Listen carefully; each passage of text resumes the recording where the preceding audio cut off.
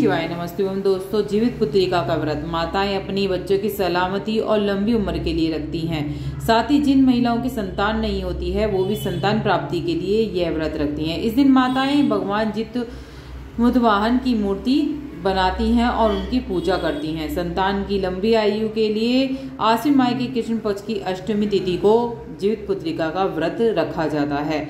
क्या क्या सामग्री चाहिए पूजा में जान लेते हैं। दोस्तों, कुश की जीवित वाहन की मूर्ति चाहिए, मिट्टी से बने हुए चील और सियार की मूर्ति, दुर्वा चाहिए, अक्षत्र, फल, गुड़, धूप, दिया, घी, सरसों के उसके पत्ते, तोरई के पत्ते, सिंगार की सामग्री, इलायची, पान, लौंग, सरसों का तेल और बांस के पत्ते और गाय का गोबर आदि पूजा की चीजें हमें चाहिए। और चने ले सकते हैं आप अगर आपके चलते हैं, और खल, ये चीजें आपको लेनी है।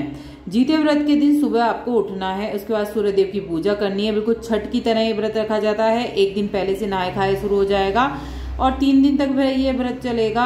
अगर आपने व्रत पकड़ लिया है तो कभी भी इसे नहीं छोड़ना चाहिए। इसके लिए सबसे पहले मंदिर में एक चौकी रखनी है, उस पर लाल रंग का कपड़ा बिछाना है। इसके बाद कपड़े के ऊपर थाली रखनी है और फिर सूर्यनारायण की मूर्ति को स्थापित करना है, दूध से स्नान कराना है, सूर्यनारायण को दीपक धूप दिखाना है, बाद में भोग अर्पित करना है। अब मिट्टी और गाय के गोबर के सियार और चील की मूर्ति बनानी है। भूसा से बनी जितमुतवाहन की मूर्ति पूजा करनी है आपको। तो यहाँ मैंने तोरई के पत्ते ले लिए हैं। तोरई के पत्तों का विशेष महत्व है। कलश स्थापित कर दिया है। कलश के अंदर मैंने वो डाल दी है हल्दी की गांठ, सुपारी, सिक्का, थोड़े से चावल, चीनी, ये चीजें डाल दी हैं और थोड़ा सा गंगा जल डाल दिया है। और यहाँ पे मैंने तोरई के पत्ते ले लिए हैं। तोरई के पत्ते में मैंने चील सियारी की मूर्ति बनाई है, जितमुतवाहन बनाए हैं। और गणेश जी भी जरूर बनाने चाहिए क्योंकि गणेश जी की पूजा के बगैर सारी पूजा अधूरी होती है। तो यहाँ मैंने गणेश जी की मूर्ति बनाई है और सभी चीजें मैंने बनाकर भगवान को स्थापित कर दिया है, प्राण प्रतिष्ठा कर दी है उनकी।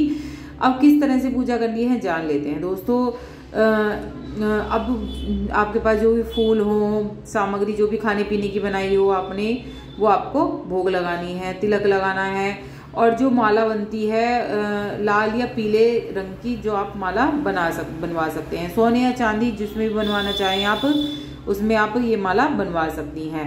तो ये गले में पहनी जाती है, पहले पूजा के स्थान पर रखी जाएगी और फिर पूजा करने के बाद आप ये पहन सकते हैं। ये माला हीरे की भी बनवा सकते हैं, पुखराज की भी बना सकते हैं, किसी की भी चीज की बनवा सकते हैं। नहीं बनवा सकते हैं तो कुछ गांठ लगा दी जाती हैं, जैसे जितने पुत्र होते हैं उसके बराबर गांठ धागे में बांध दी जाती हैं। जबकि कुछ लोग गांठ बांधने की जगह धागे में लॉकेट धारण करते हैं। ये बहुत ही पुरानी वो है परंपरा जो चली आ रही है। उसके बाद ये पूजा करने के बाद गले में पहन ली जाती है कुछ समय के लिए। और इस दिन दोस्तों नौनी का साग जरूर खाया जाता है। व्रत जब खोलें आप पारण करें तो नौनी के साग के से खाएं। हरी लाल भूरी रंग की नौनी साग खास तौर से इस मौसम में ही उगता है। और इस दिन साग में भुने साग, नौनी के पकौड़े, नौनी की दाल, व्यंजन बनाए जाते हैं। छोटी वाली तोरई जो गुच्छे में होती हैं उसकी भी सब्जी बनाई जाती है और इसे सतपुतिया, झिंगनी भी कहा जाता है। जीते व्रत में इन पत्तों का भी विशेष महत्व होता है क्योंकि जितमुतवाहन और पितरों को प्रसाद चढ़ाने का भी इसमें रिवाज होता है। इसलिए ये जो पत्ते हैं पत्तों पर ही स्थापित करी जाती है। महुआ की रोटी बना सकते हैं, बच्चों को भी खिलाएं। और देसी मटर खाई जाती है, अरबी के व्यंजन खाए जाते हैं। ये चीजें इनसे पारण करा जाता है। लेकिन यहाँ तक कि जीते अमृत अगर व्रत रख रहे हैं तो चाकू का इस्तेमाल भूल कर भी ना करें। कहते हैं कि जीव हत्या नहीं होनी चाहिए, कोई भी चीज वस्तु आपको नहीं काटनी चाहिए इस दिन।